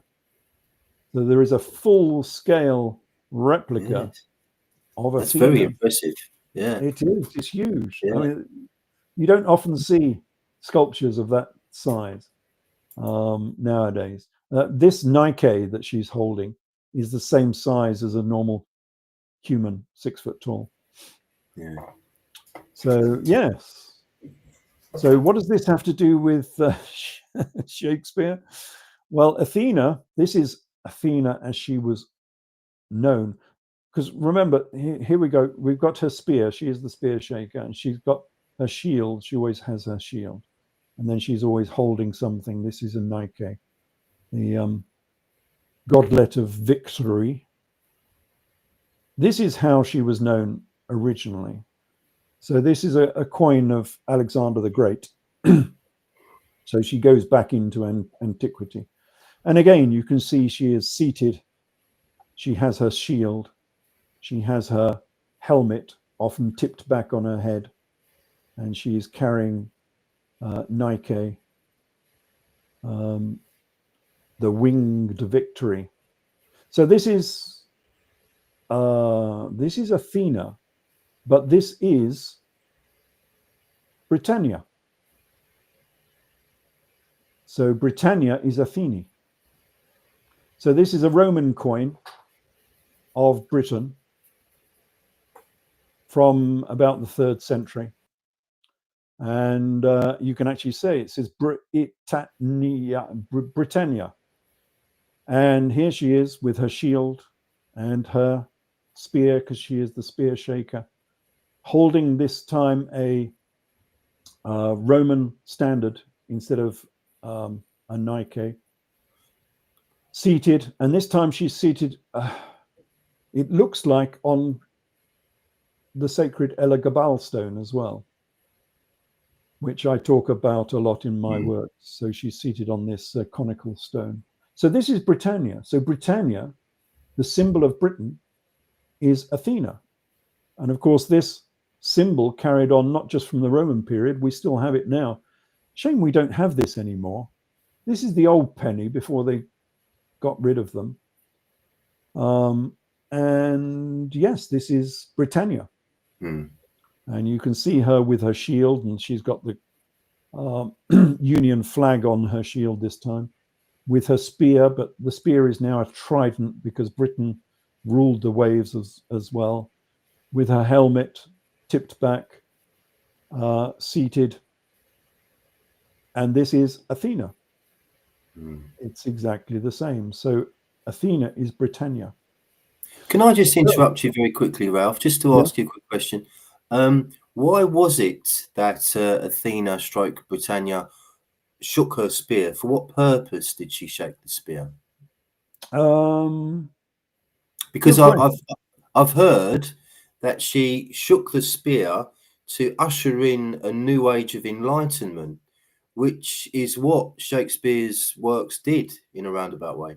Very much so, because his works were very political, of course. Yeah. And that's possibly the reason we have this, because it's been suggested that Britain was not terribly unified at the time and was not terribly cultured at the time. And Elizabeth I and the court of Elizabeth wanted to bring Britain into the 16th century, as it were, or into the 17th century. And the way to do that was via the theatre, was via the plays, was via educating the people, was via creating a language, because of course much of what we know as English was sort of created and crafted and nurtured by Shakespeare anyway. So it did create a new Britannia. And that was the whole idea of these plays, and the reason why he was getting £1,000 a year to write these plays, because they were political plays. And they were serving the requirements of the monarchy. There's a very interesting sort of analysis of why they were being made. They weren't just comedy for entertaining people. There was a political motive behind this to formulate a new Britannia. But this gives us the possibility of why we have this pseudonym, because whoever was writing these plays was writing them for Britannia, for the Queen, for Elizabeth I, for Athena. And Athena is the spear shaker.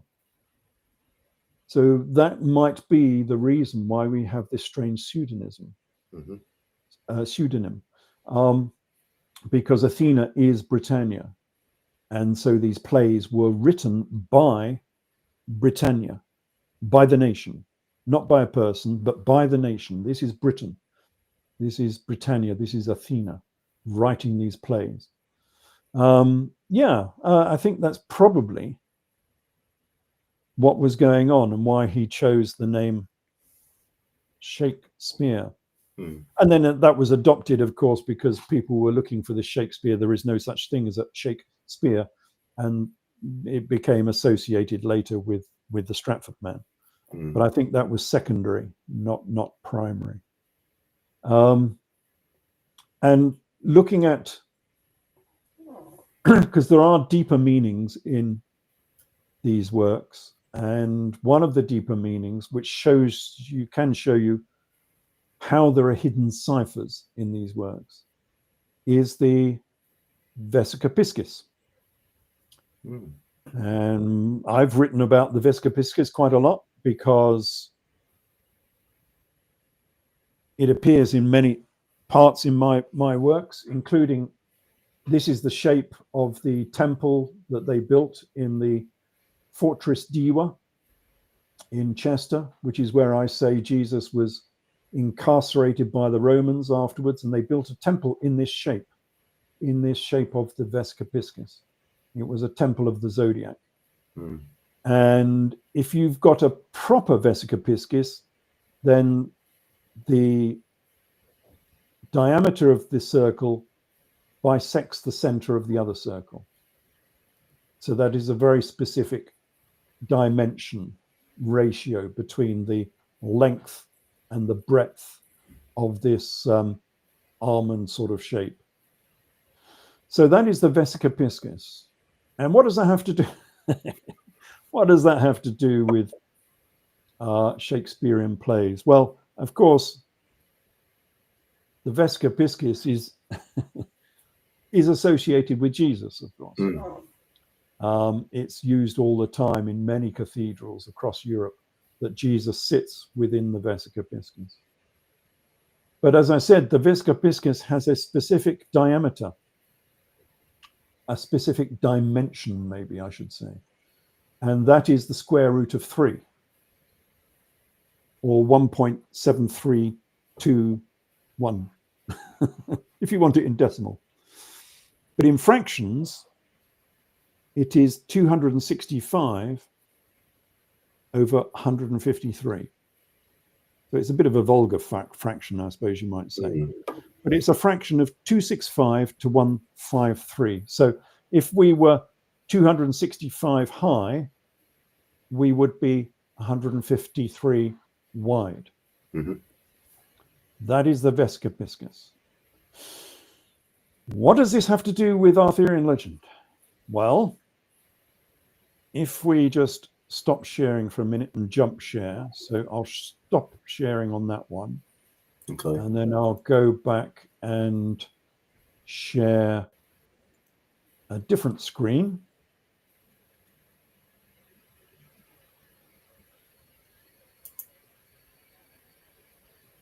There we are. Okay, now you should see a book. And maybe if I can zoom in a little bit. This is Shakespeare's first folio,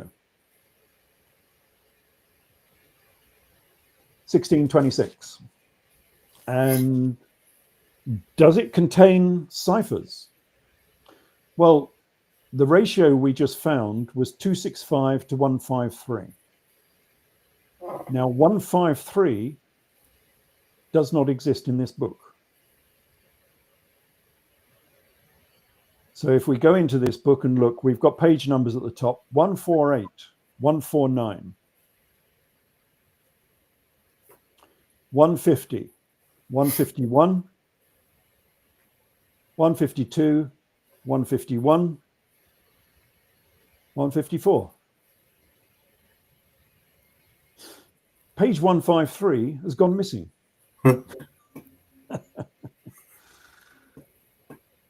Yeah, someone has made an error, perhaps. But what was the other number we were looking? We were looking at 265. 265.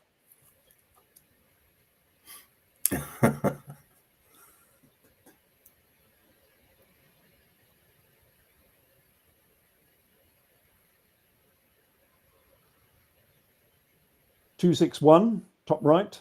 Yep. 262, 263, 263, 264, 264, 271. 273. So there's, yeah. And then 266. oh yeah. So number 153 and 265 are missing from the first folio. And those are the numbers of the Vesica Piscis.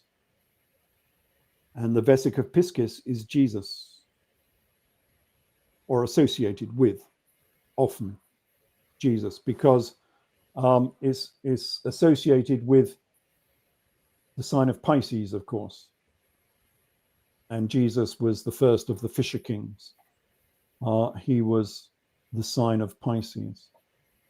So, yes, there are ciphers and symbols within these works. And the other interesting thing about it, if we share and go back to the Vesica Piscis. Yeah, one sec. Good. There we go. So the first number we looked at was number 153. And number 153 is the total of a 17 triangle. So if we start with number 1 at the top and we have 17 rows going down the triangle, the end number is 153. Wow. And the triangle is 17 high. And of course, Edward de Vere was the 17th Earl of Oxford. Ciphers within ciphers. And of course, they wouldn't know. People like, Francis Bacon. Remember, this is where Francis Bacon would have come into this, because he was involved in the development of the first folio, because the first folio was posthumous. Edward de Vere had died in 1604 and the Stratford man in 1616. So this was definitely posthumous. And so this was written and compiled by other people, by the likes of Francis Bacon, who would have been well into these mathematical ciphers. And yet this mathematical cipher points at Edward de Vere. So I think people can see that there is a good reason for suspecting that the 17th Earl of Oxford was involved in the primary author of Shakespearean plays. And it was kept quiet and covered up because, well, perhaps it was slightly beneath an earl to be writing these plays and just being a mere playwright. Perhaps Elizabeth I didn't want to know that all of these plays were being written by her court, at least not openly known that it was being written by her court. Who knows what the reason is for using a pseudonym, but many important people in this era were using pseudonyms, of course. This was quite common.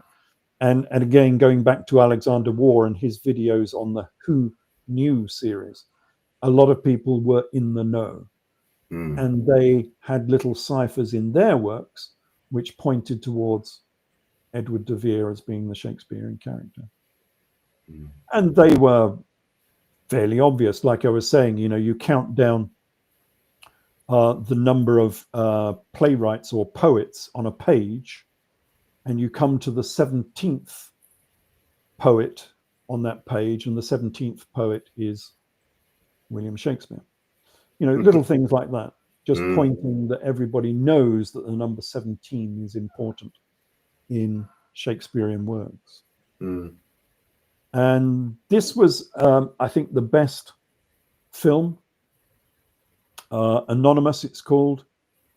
Was Shakespeare a Fraud? So they made this film. I think it was made in Germany, actually, if I remember correctly. And this is the main character. This is the Edward de Vere character sitting in his grand office in his palace. Well, yeah, I suppose you could call it a palace. Yeah. It's a really good film, and it points out many of these topics in this film. The only thing I don't like about this film is the timeline jumps backwards and forwards all the time. There needs to be a way of hinting that you've just jumped timeline and you've gone back in time or forward in time, because I was getting confused on this one. The first time I saw it, I had to watch this twice, come 3 times before I understood the timeline.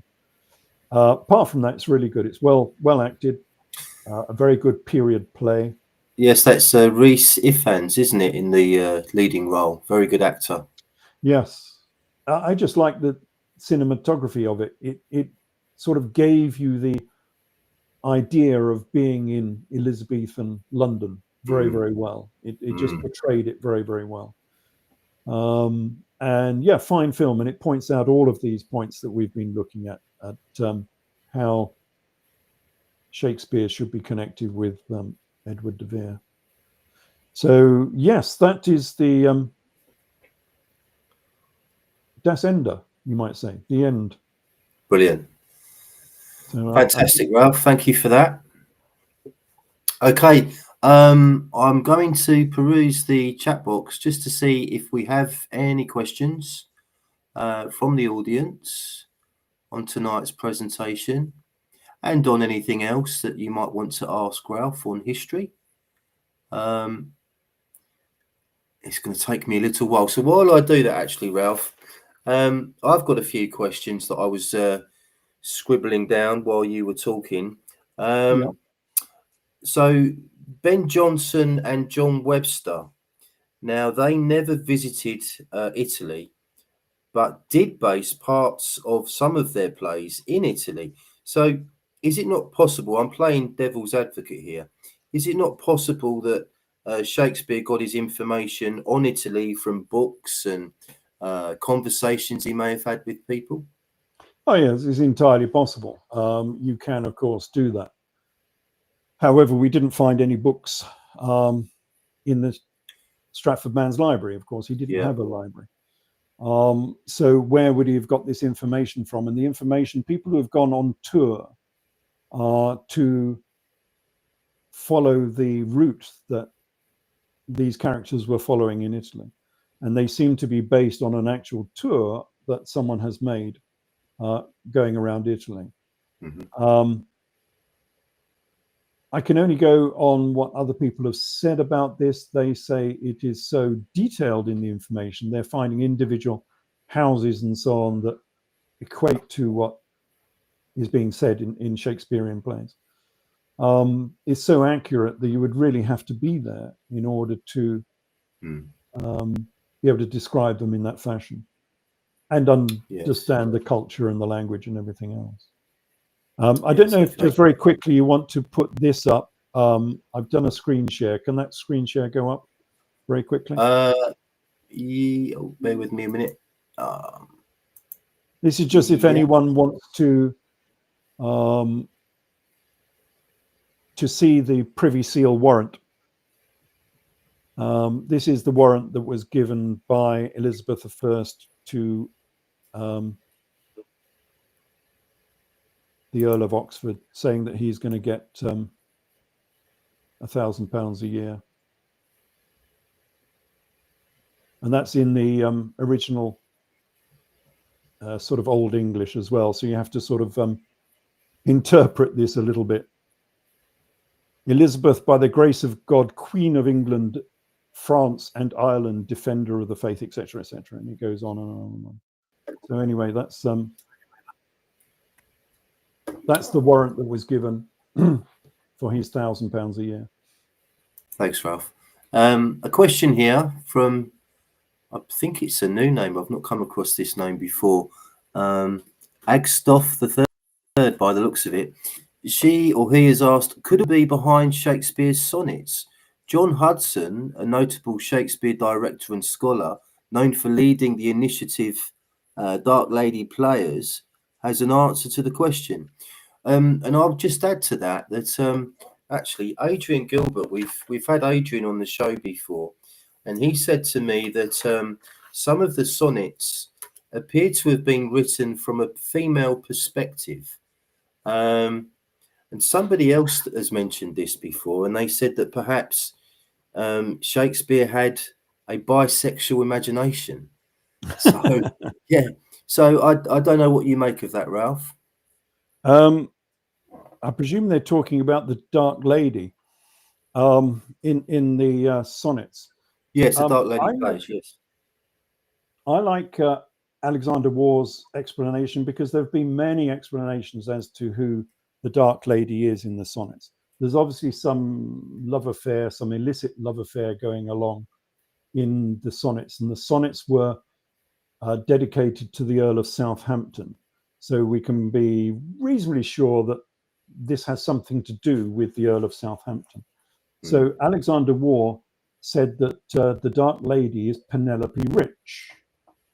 And he comes out with many allusions to the word rich within the sonnets, because that's her name. And she was the sister of the Earl of Essex. She was another Earl's sister who was intimately associated with the Earl of Southampton. And so he says the Dark Lady is Penelope Rich. And there was this, he goes on to say that there was a dark secret, because Penelope Rich was the lover, I don't think they were ever married, the lover of the Earl of Southampton, but they couldn't have children. So Edward de Vere gave her a child instead. So there was a bastard son of Penelope Rich, who would become the next Earl of Southampton. And this was the dark little secret that they were keeping. Now, no idea if that's true or not, but he gave a fairly convincing argument as to why that should be so. And this is why it was all written in code, because nobody would admit that there had been a sort of illicit affair and a bastard child resulting from this. So, yeah, but you can imagine this happening in aristocratic circles, can't you? You know, if one aristocrat, because your entire estate depends on you having some sort of heir, and you've got to try and get one however you possibly can. So anyway, there have been many interpretations as to who the Dark Lady is. I've seen lots of different names given. But I think the idea that she was Penelope Rich is quite a good one. Okay, cheers, Ralph.